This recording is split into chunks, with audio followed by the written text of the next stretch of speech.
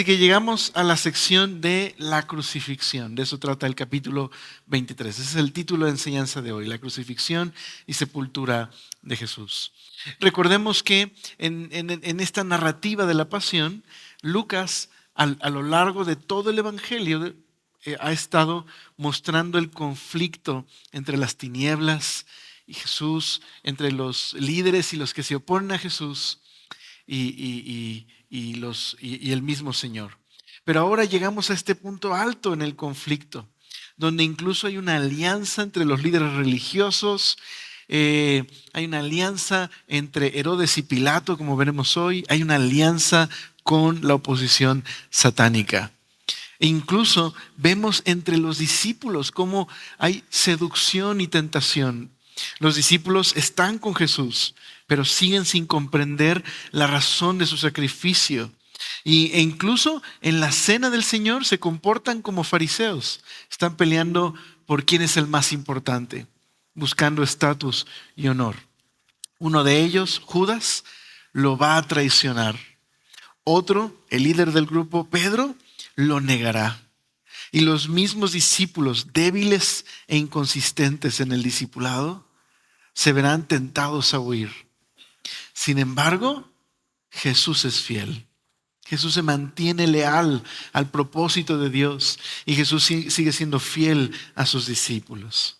Así que en medio de toda la oscuridad, y hoy veremos justo esa oscuridad llegar a un punto importante cuando oscurece el sol tras la crucifixión y la muerte de Jesús, y sin embargo, Jesús sigue en control. Él sigue siendo aquel que está en la agenda de su Padre, cumpliendo el propósito de salvación y redención.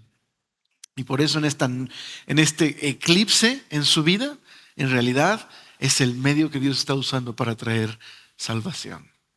Bueno, vamos a orar, vamos a meditar en las escenas que nos presenta Lucas en este capítulo. Primero hablaremos del juicio, parte 2, ¿verdad? El juicio parte 1 lo vimos la semana pasada. Estaremos en el juicio de Jesús parte 2. Veremos también la crucifixión y luego la sepultura. Esas son las 3 escenas que aparecen en Lucas 23. Entonces, ¿me acompañas a orar? Oramos por esto juntos. Señor, muchas gracias por ser tan bueno y darnos una noche en la que podemos abrir tu palabra, meditar en ella y considerar lo que tú quieres enseñarnos a través, una vez más, de ver la muerte de nuestro Salvador. Señor, danos oídos y corazones dispuestos, danos una perspectiva fresca, renovada de la cruz. Señor, que aquellos que hemos oído esta historia tantas veces, esto no nos endurezca, no nos distraiga para oír una vez más con ternura esta historia de nuestra salvación. Aquellos que no la han escuchado más que por primera vez hoy, permite que también sus corazones se enternezcan ante el Evangelio. Te lo pido por favor. Amén. Abre tu Biblia conmigo en Lucas capítulo 23. Lucas 23.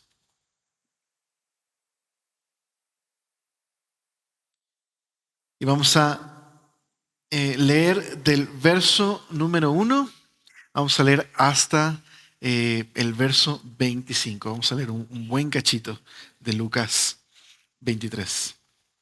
Dice el verso 1.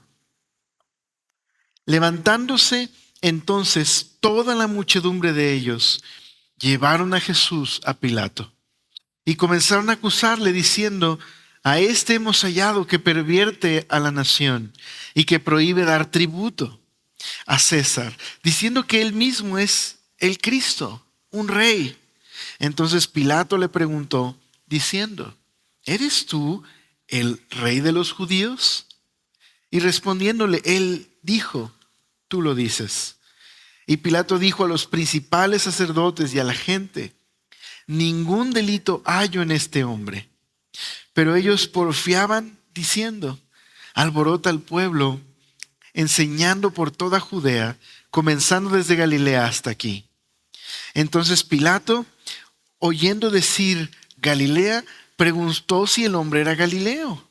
Y al saber que era de la jurisdicción de Herodes, lo remitió a Herodes, que en aquellos días también estaba en Jerusalén.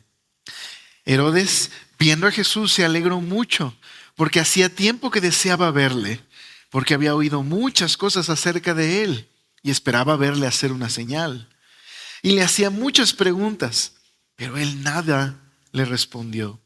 Y estaban los principales sacerdotes y los escribas acusándole con gran vehemencia.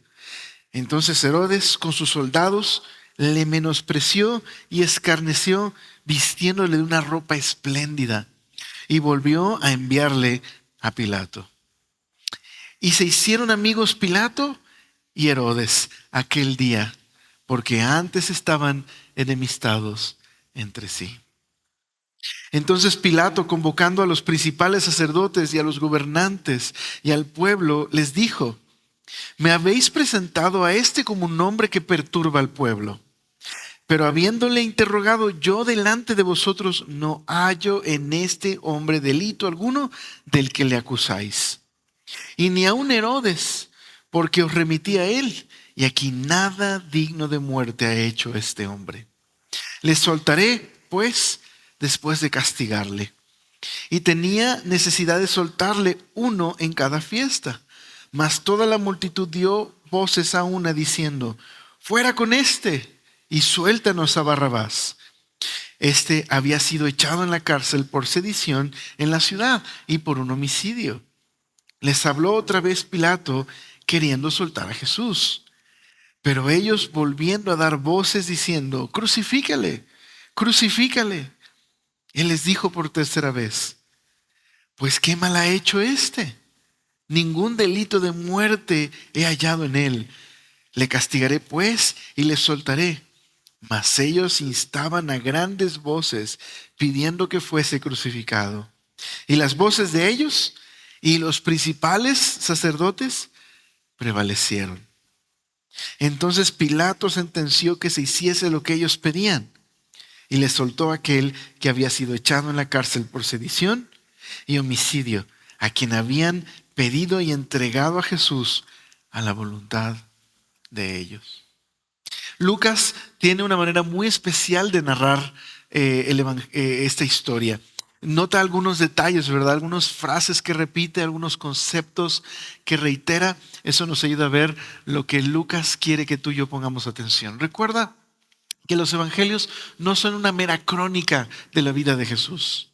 Lucas no está haciendo un registro histórico de Jesús por mera, simplemente por una actividad académica, por curiosidad.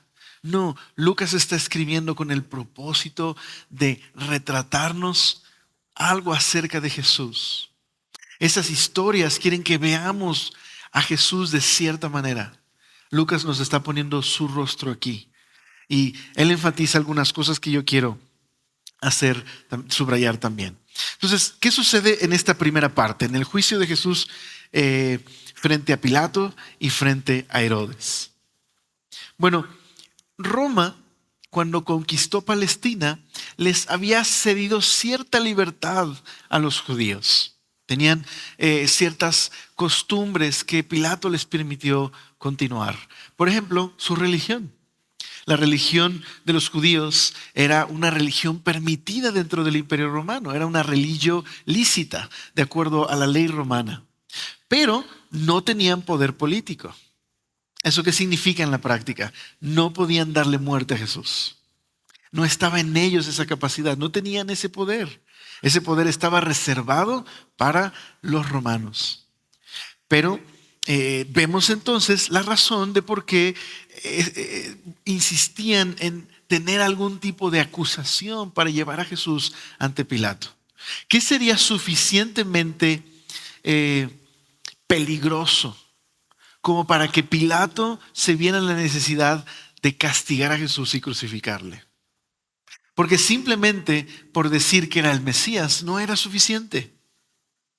Tenían que convencerles de que Jesús era una amenaza política. Por eso, si te das cuenta, la acusación, ¿cuál es? ¿De qué acusan a Jesús frente a Pilato? De dos cosas, ¿verdad? Dice el verso 2. pervierte a la nación prohibiendo dar tributo a César y proclamándose él el Cristo. ¿Qué quiere decir esto para ti, querido Pilato? Que se está autoproclamando un rey. Este hombre está causando una revuelta, es un revolucionario, está envuelto en una sedición, es una amenaza, se está proclamando rey y está invitando a tus súbditos, a los súbditos de el César, a no obedecerle. Los romanos permitían muchas cosas, pero si algo no permitían era la sublevación.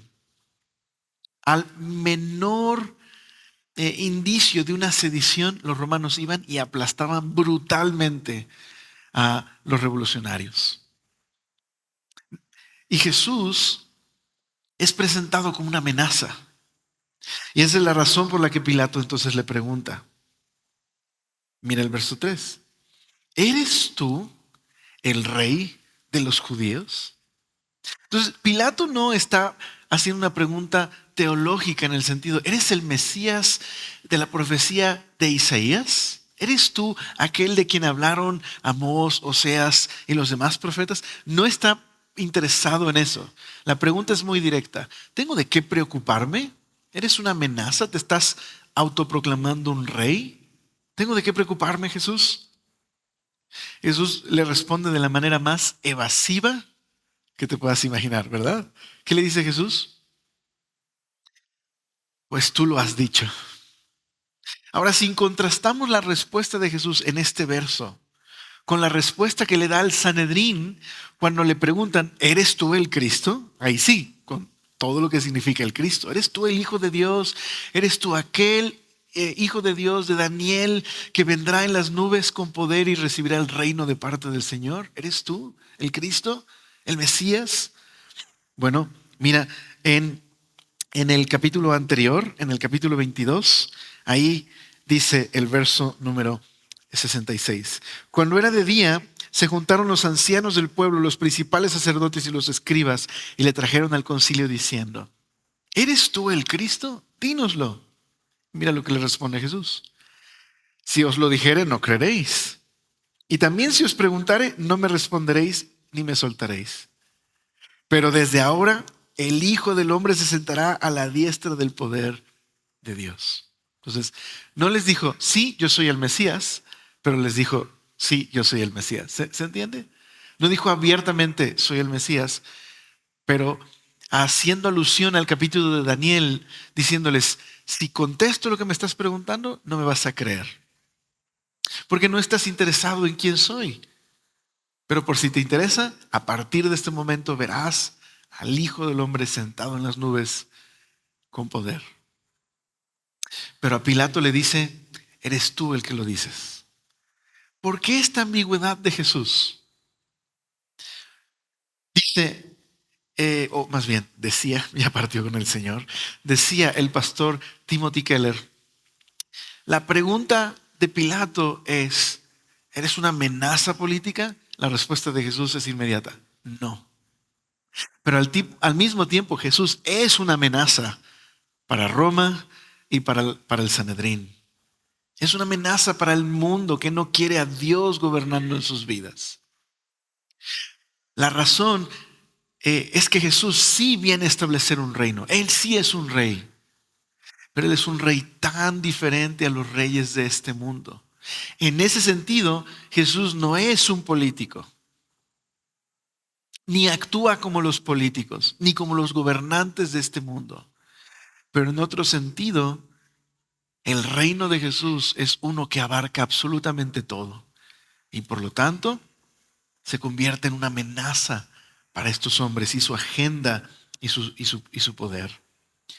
Entonces, Jesús fue ambiguo a propósito. Mira esta conversación, pero en Juan capítulo 18. Tenemos una conversación un poquito más, eh, con más diálogo en el Evangelio de Juan. Juan 18, verso número 33. Juan nos da unas líneas de diálogo más. Es Juan 18, verso 33. Entonces Pilato volvió a entrar en el pretorio y llamó a Jesús y le dijo, ¿eres tú el rey de los judíos? Jesús le respondió, ¿dices tú esto por ti mismo o otros te lo han dicho de mí? Pilato le respondió, ¿soy yo acaso judío? Tu nación y los principales sacerdotes te han entregado a mí. ¿Qué has hecho? Entonces, una vez más, el interrogatorio va alrededor de, ¿eres una amenaza para Roma? ¿Eres rey? Jesús le responde, bueno, ¿lo dices porque tú crees que soy un rey u otros te lo han dicho de mí? Pilato responde, hey, no le des vueltas, dímelo directamente. ¿Me tengo que preocupar de ti o no? Fue tu nación la que te entregó. ¿Qué hiciste? Y mira lo que responde Jesús, maravilloso. Mi reino no es de este mundo. Si mi reino fuera de este mundo, mis servidores pelearían para que yo no fuera entregado a los judíos. Pero mi reino no es de aquí. ¿Notas la ambigüedad? ¿El sí y no al mismo tiempo? No. Si me preguntas si soy una amenaza política para ti, no lo soy. Pero sí, sí soy rey. Y sí tengo un reino. Dice Jesús, si mis peleadores fueran, mis peleadores, si mis servidores pelearan para que yo fuera entregado, si ellos fueran como los servidores de este mundo, pero no lo son, mi reino no es de aquí. Entonces mira lo que le dice Pilato, ¿eres tú rey? Jesús le respondió, tú dices que yo soy rey. Yo para esto he nacido y para esto he venido al mundo, para dar testimonio de la verdad. Todo aquel que es de la verdad, oye mi voz. Y Pilato simplemente dice, ¿qué es la verdad? Los gobernantes de este mundo creen que el poder lo es todo, que la ambición personal es la manera de poder establecer su propia agenda, que la debilidad es algo que tiene que ser erradicado, que la autopromoción es la manera en la que ellos pueden controlar a las personas. ¿Qué es poder? Capacidad de controlar a otros. El reino de Jesús no es así. Es completamente opuesto a los reinos de este mundo. Por eso en la escena con la que va con Herodes, Herodes tiene curiosidad de conocer a Jesús, ha oído historias de él.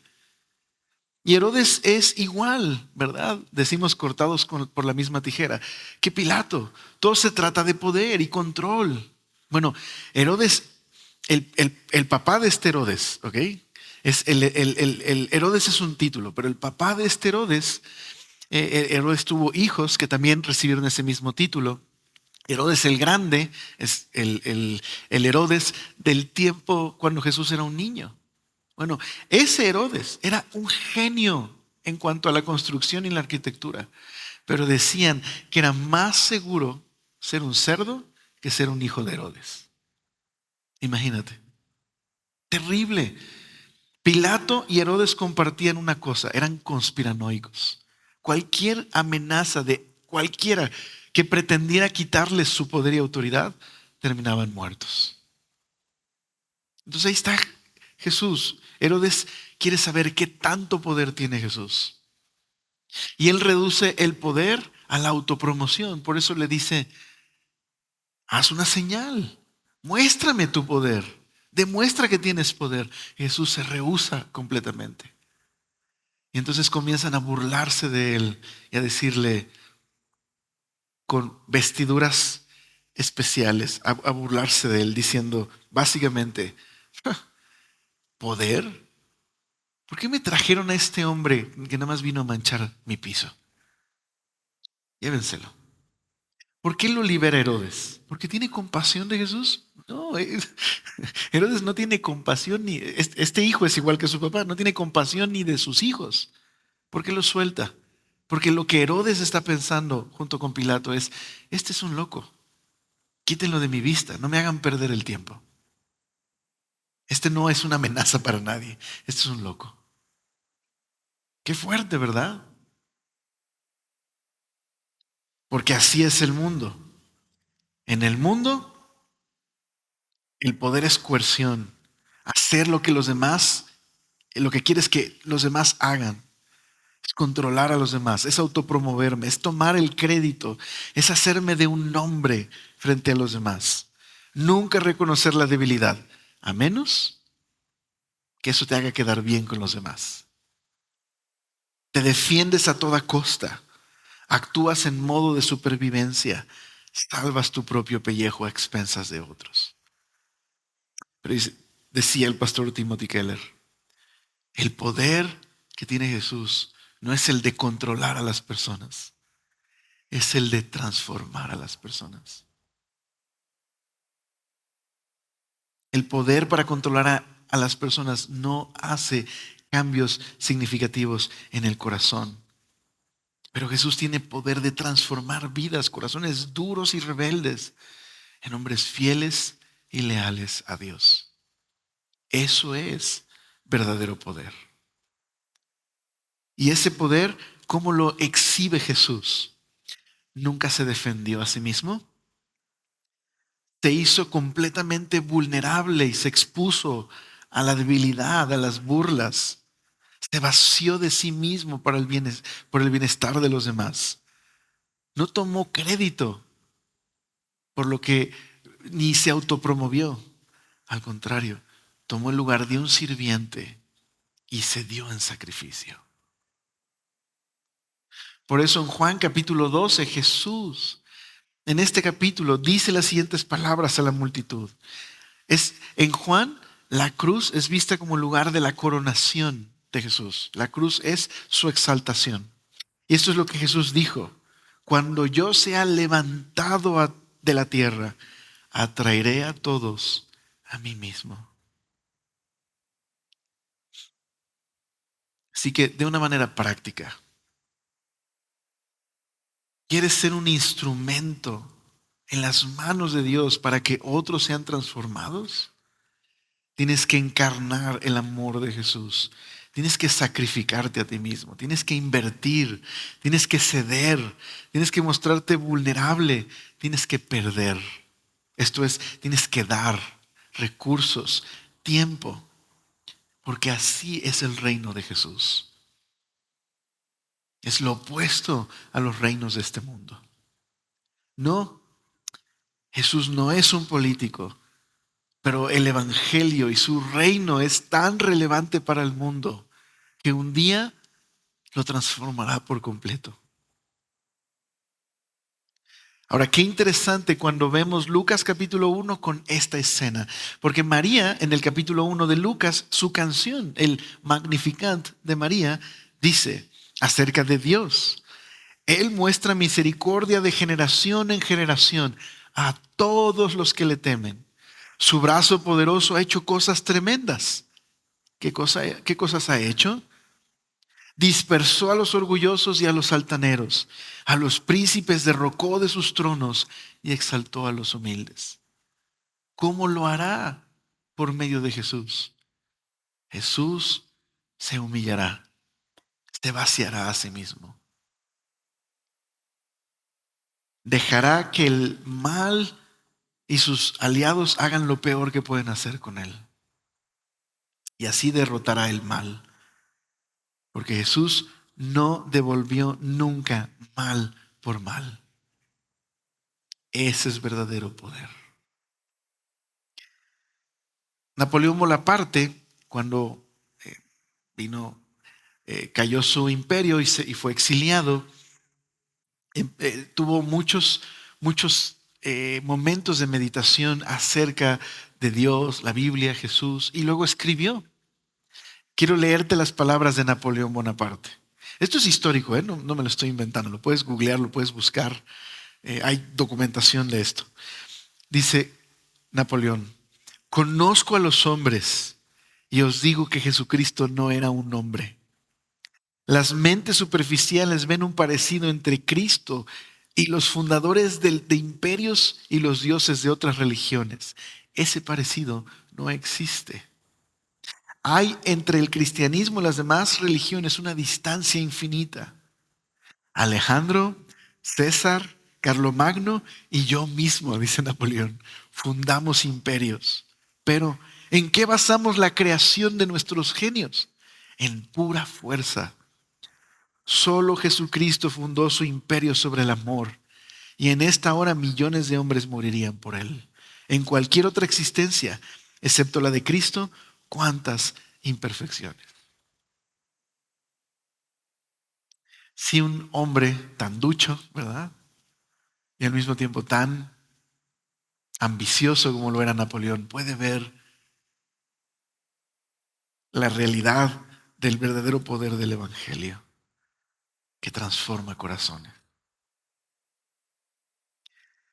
Así que vuelve Jesús con Pilato y al interrogatorio, y en dos ocasiones más Pilato les dice: no encuentro delito en él.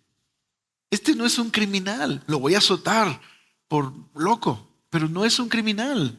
No me hagan perder mi tiempo, ya, déjenme.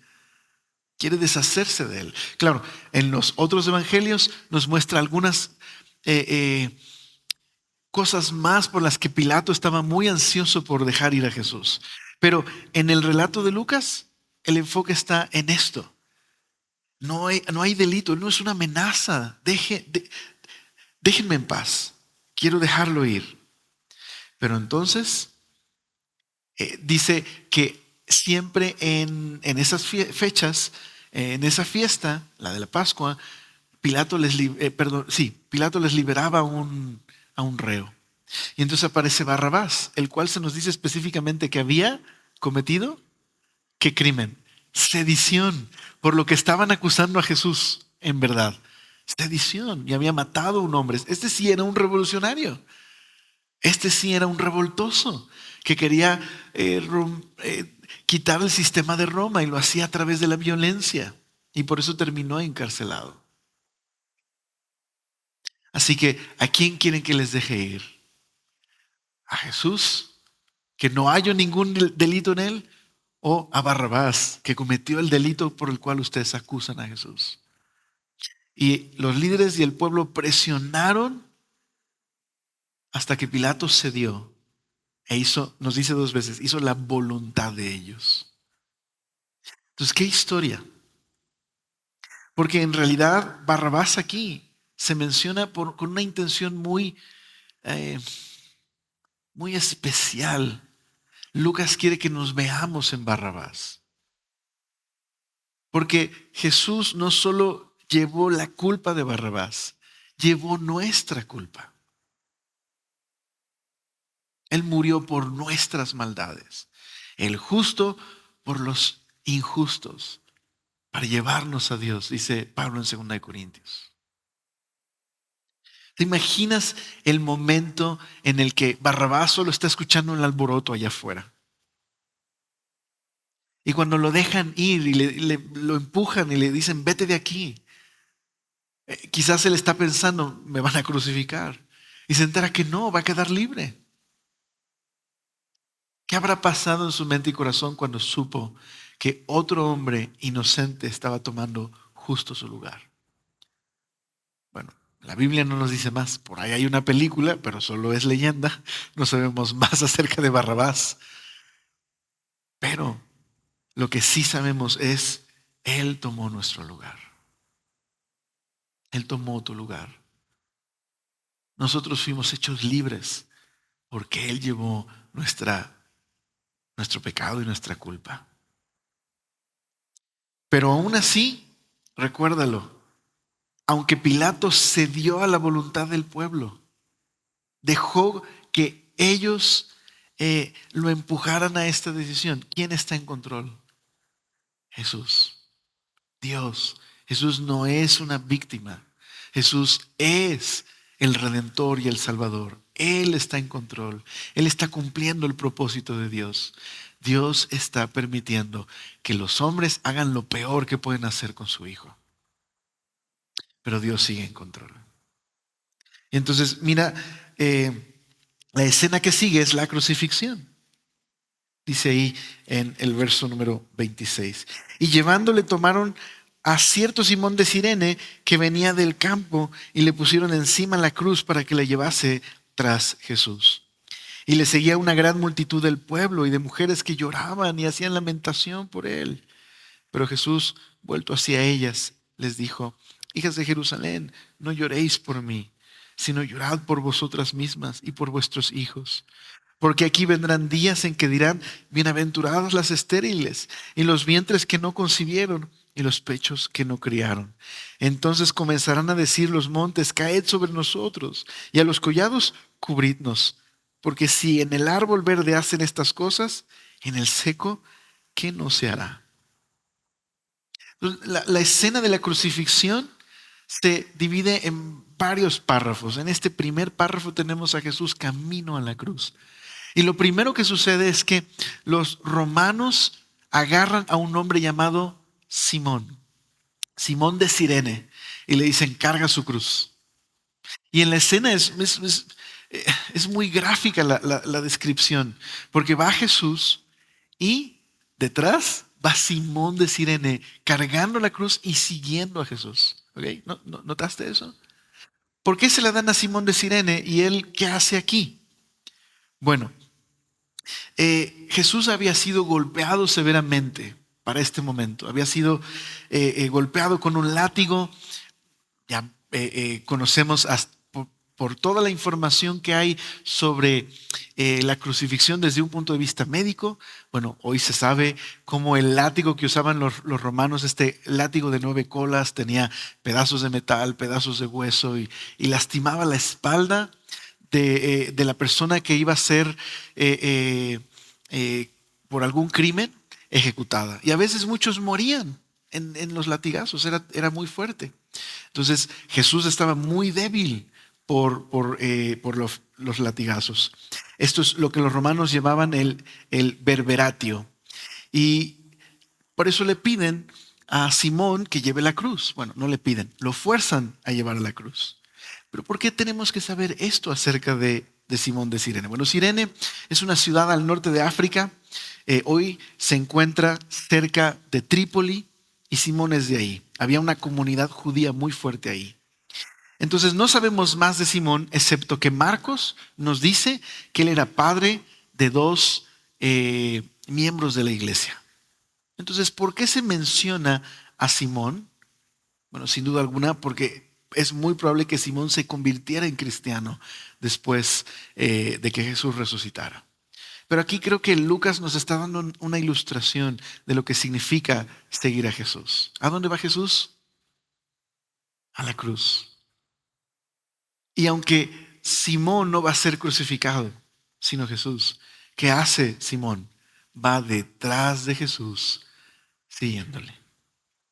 Eso me hace recordar lo que dice Lucas 9:23. Jesús dijo: si alguno de ustedes quiere ser mi seguidor, tiene que abandonar su propia manera de vivir, tomar su cruz cada día y seguirme. Dice Lucas 14:27. Y el que no lleva su cruz y viene en pos de mí, no puede ser mi discípulo.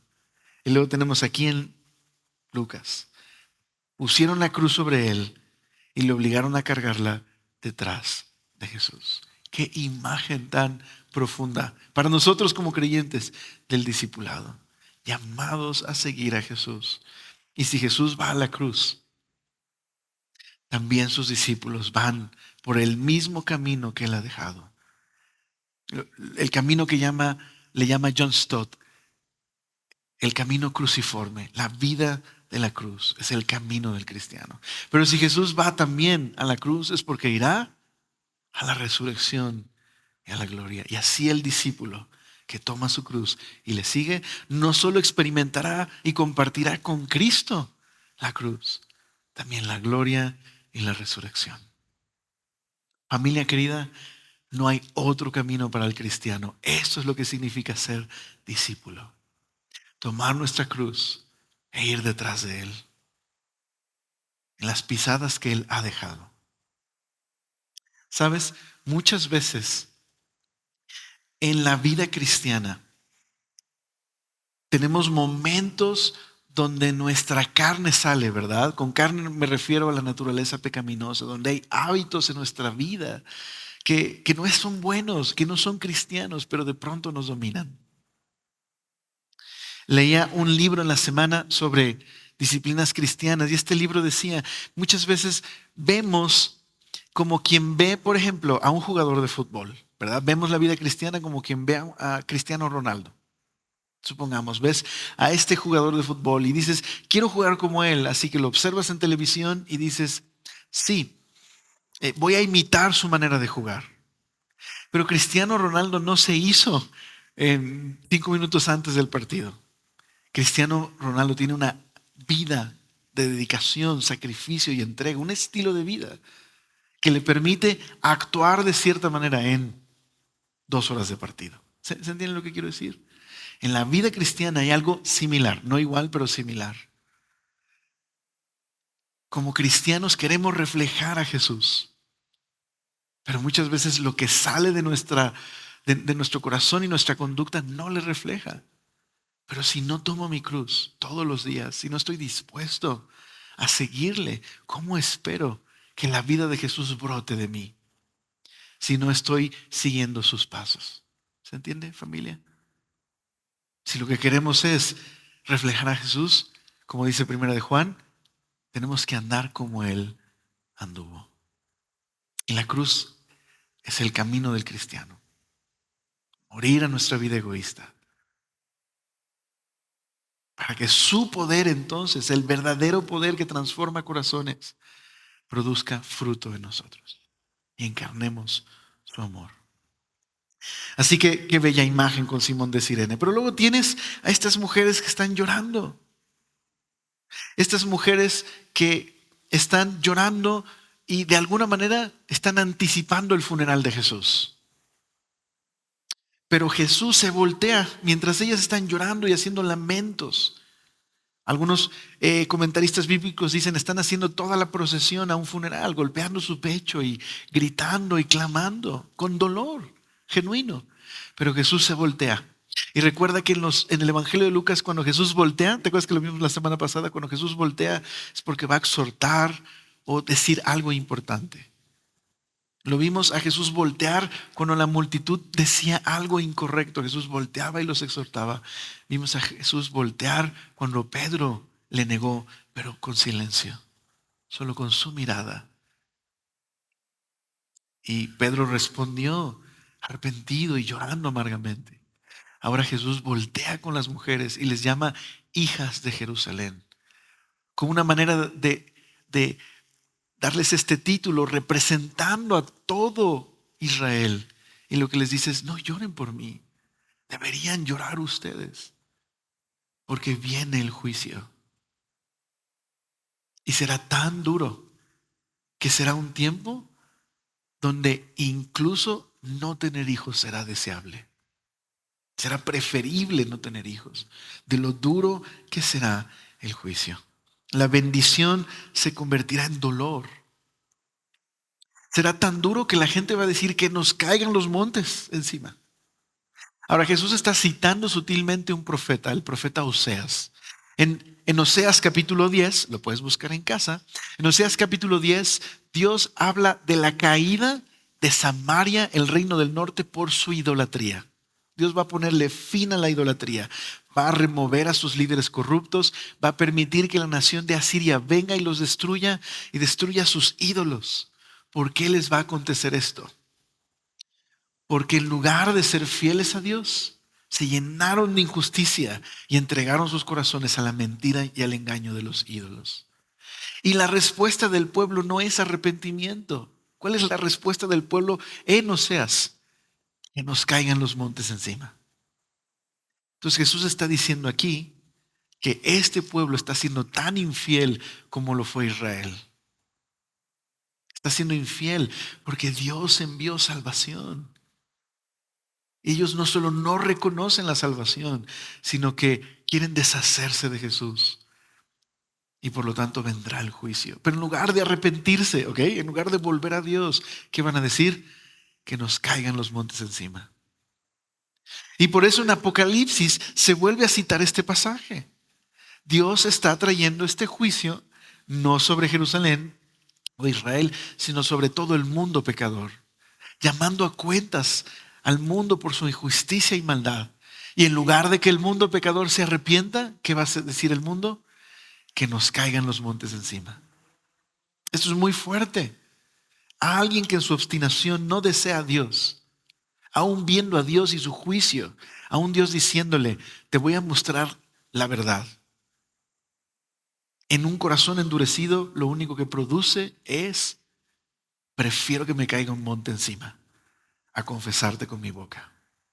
Qué fuerte, qué duro, pero esa es la realidad.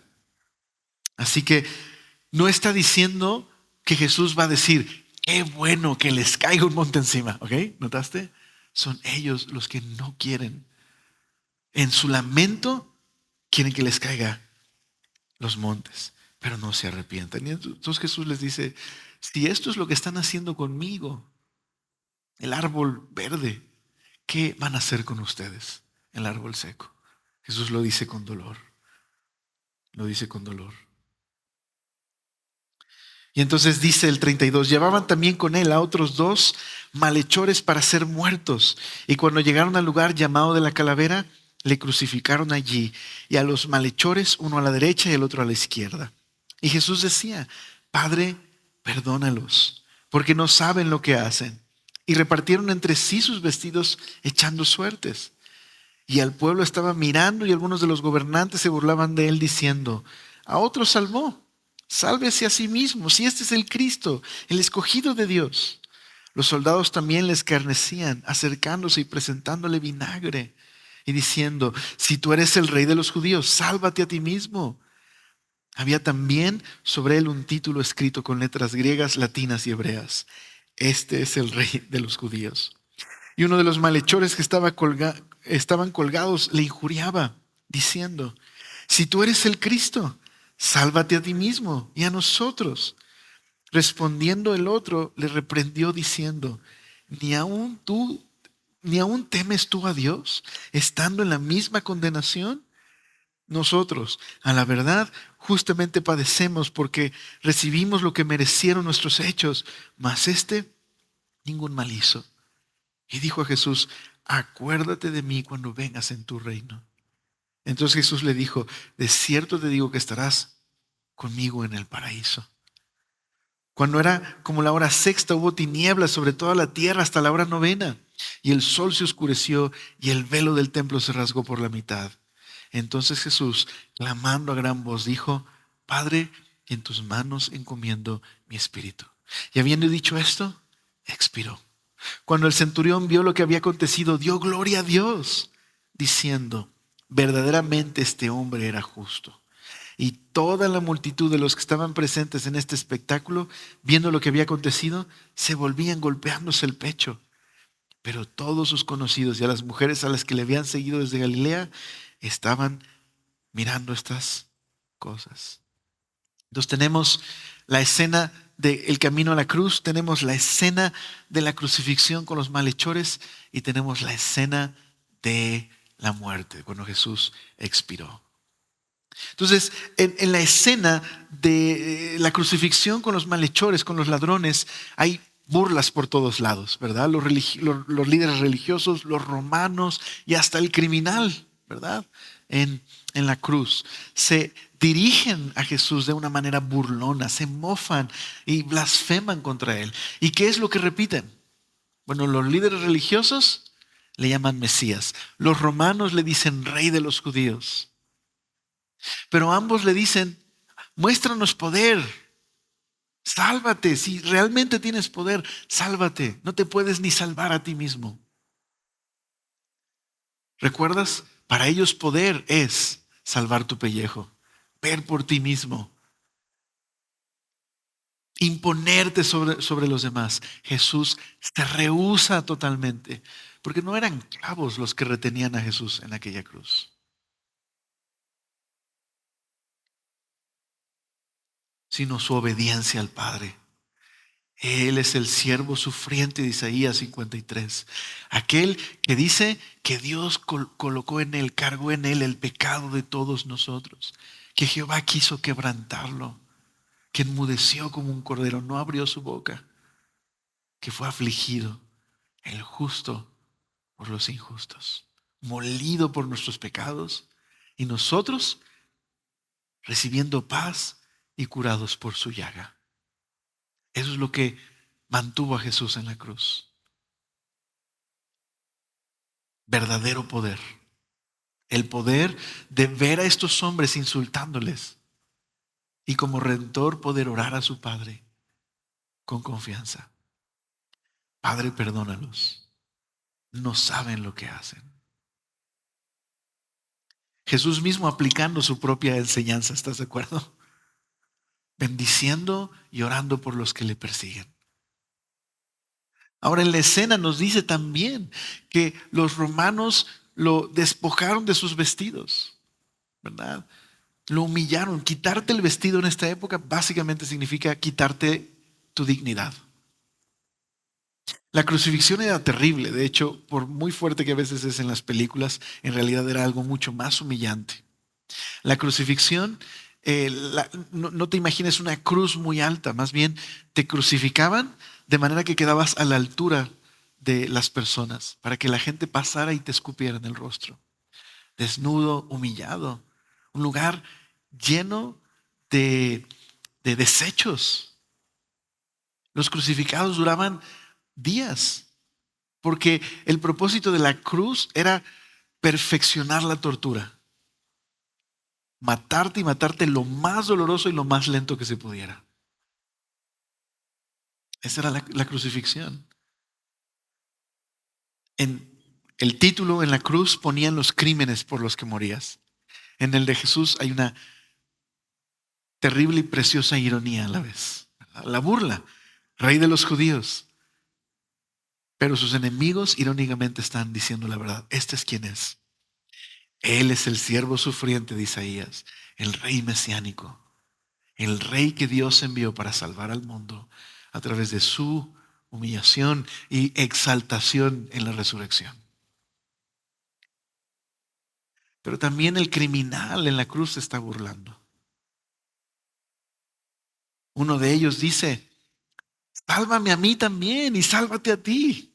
Si tienes poder, demuéstramelo. Sálvame. Manifiesta tu poder.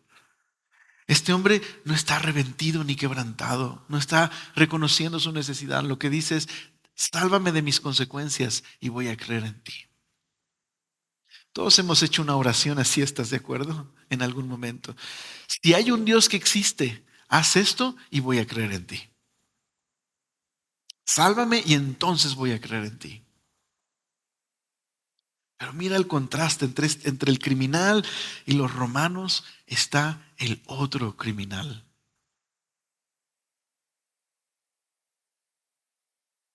Y él lo único que puede decir es, Jesús, acuérdate de mí cuando vengas en tu reino. ¿Sabes a qué nos recuerda? Al ciego en el camino a Jericó, ¿verdad? Que clamaba y decía, Hijo de David, ten compasión de mí. Ten compasión de mí. Aquí está en toda la escena de la pasión un ejemplo de aquellos que reciben salvación porque tienen un corazón roto y quebrantado, que muestran y se humillan y muestran su quebranto, su bancarrota. No tengo nada que pedir ni nada que dar. Solo acuérdate de mí. Y lo que le responde Jesús, ¿verdad? Hoy vas a estar conmigo en el paraíso. Paraíso aquí literalmente significa en el jardín de Dios, en el jardín celestial estarás conmigo. Es una preciosa imagen de la nueva creación. ¿Qué es la nueva creación? Es un jardín en una ciudad. Y Jesús está diciéndole eso porque Jesús vino a morir en una cruz, a resucitar y a inaugurar esa nueva creación. Así que al final, toda esta escena, si quieres, te puedo dejar una tarea. Me encantaría que hicieras esta tarea. Salmo 22. Cuando llegues a casa, lee este salmo, por favor. La cita de repartieron sus vestidos entre sí es un extracto del Salmo 22. ¿De qué trata el Salmo 22? De un justo que está siendo eh, maltratado, oprimido y abusado y que se siente abandonado por Dios, pero que confía aún así que Dios realmente no lo ha abandonado, sino que lo rescatará y al final lo vindicará. Este salmo es el que se está apropiando Jesús. Por eso Jesús comenzó en algún momento a decir en la cruz, Dios mío, ¿por qué me has desamparado? Él se identifica como el siervo sufriente, el justo que sufre en mano de malhechores y que pareciera que Dios lo abandonó, pero en realidad Dios lo librará. Mientras le dicen, sálvate a ti mismo, Jesús ora a su Padre lo va a rescatar. Todo es de acuerdo al plan. Y por eso en la última escena, ya no vamos a leer lo de Jesús sepultado, pero lo leemos la próxima semana. Pero nos quedamos aquí. Jesús eh, dice que llegada la sexta hora, porque esto fue sorprendente, la crucifixión de Jesús fue un tiempo cortito, muy cortito, todo de acuerdo a una agenda y a un plan. Y dice que hubo tinieblas sobre la tierra, lo cual no es el momento para que haya tinieblas. ¿Ok? Están en el día y de pronto hay oscuridad y tinieblas. Y mientras se oscurece el sol, algo ocurre en el templo. En el templo estaba dividido en cuartos, en habitaciones. El templo judío tenía un patio afuera donde los sacerdotes ofrecían los sacrificios. Tenía un atrio exterior, un atrio interior, ahí se hacían los sacrificios. Luego tenías un lugar llamado lugar santo, dentro del templo, donde los sacerdotes hacían oraciones y ofrecían ciertos rituales. Pero luego había una cámara especial llamada el lugar santísimo, el lugar donde estaba el arca del pacto. ¿Ok? No la que encontró Indiana Jones, esa es una película, ¿ok? Pero el arca del pacto, ahí en el lugar santísimo, representando el trono de Dios entre su pueblo. ¿Ok? Solamente que a esta habitación nadie podía pasar. El único que podía entrar era el sumo sacerdote y podía entrar una vez al año a realizar un ritual especial que era el ritual anual de el perdón o expiación de pecados para todo el pueblo, solo una vez. Y entraba con temor. Algunos comentarios dicen que el sumo sacerdote entraba con un cascabel y una soga atada a la pierna para que si dejaba de oírse el cascabel, ¿no? Pues murió el sumo sacerdote de este año, ¿no? Entonces era un lugar peligroso donde estar, ¿ok? Pues el trono, ¿verdad? De Dios. Había un velo que impedía su paso. En esta hora, en este momento, se rompe ese velo de arriba abajo. Y entonces, ¿qué sucede? Que da a entender que Jesús es el gran sumo sacerdote, que no estaba ofreciendo un sacrificio, Él era el sacrificio.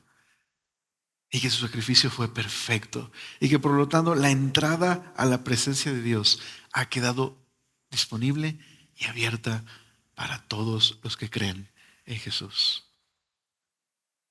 Así que llegó la oscuridad a su clímax. El sol no pudo mirar más lo que estaba sucediendo. Las tinieblas haciendo lo peor que pueden hacer con Jesús. La humanidad y su alianza satánica en el momento climático. Pero Dios en ese momento estaba efectuando la redención del mundo a través de Jesús. No una víctima, sino el Salvador. Y así como todo estaba bajo el control de Jesús, incluso su propia muerte, Jesús expiró. Y entonces el gentil, el soldado romano, ve lo que sucede y da gloria a Dios. Quizás no en el sentido de que se hizo un creyente, pero en el sentido de que reconoció, este era justo en verdad. Lo que ni los líderes ni los gobernantes pudieron ver. Este es el justo. Familia querida, mucho que meditar el día de hoy. Pero sí, te puedes llevar un pensamiento mientras alabamos al Señor, una reflexión que te lleves en tu corazón es esta. La cruz para nosotros es el lugar donde Dios llevó a cabo nuestra redención, nuestra salvación. La cruz es el lugar donde Dios derrotó al pecado y a la muerte. La cruz es el lugar donde nuestro rey fue coronado como rey. Y por lo tanto, los súbditos de su reino, sus discípulos, siguen el mismo camino. Una vida de amor sacrificial, de perder para ganar. Pero la cruz no es el fin. Nos vemos la siguiente semana para acabar con Lucas 24. ¿Ok? Oramos para dar gracias. Señor, gracias por este tiempo que nos has regalado para meditar en tu palabra y reflexionar en el verdadero poder de la redención que puede transformar vidas y lo sigue haciendo. Y que estamos aquí por esa razón, Señor. Pecadores rebeldes y necios como nosotros, transformados por el poder de tu gracia. Hoy podemos dar gloria a tu nombre y levantar las manos con libertad y reconocer que ese fue el día cuando nuestra vida comenzó.